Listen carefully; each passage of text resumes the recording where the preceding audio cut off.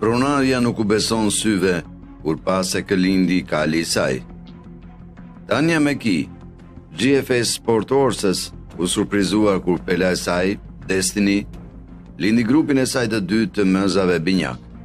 Pasi lindi grupin e saj të parë të binjakëve në 2018, GFS Shockwave dhe GFS Aftershock, Destiny i tronditi botën duke sjellë në jetë grupin e saj të dytë të binjakëve, Peski dhe Peekaboo.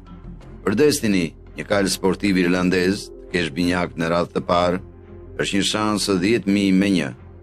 Megjithatë, Ela nuk ishte mbaruar plotësisht duke sfiduar shanset, pasi ajo vazhdoi të lindte grupin e dytë të binjakëve. Shanset që një kal të lind binjak 2 herë janë rreth 1 milion me 1. Në shumicën e rasteve, binjakët nuk kanë një shkallë të lartë mbijetese tek kuajt.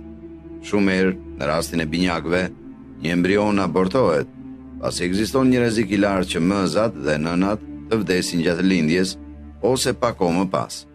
Kjo e bën Destiny vërtet të pabesueshme, pasi ajo lindi binjak të shëndetshëm jo 1 herë, por 2 herë. Grupi i parë i binjakëve të Destinyt ishin identik dhe çifti i saj i dytë ishin 2 meshkuj.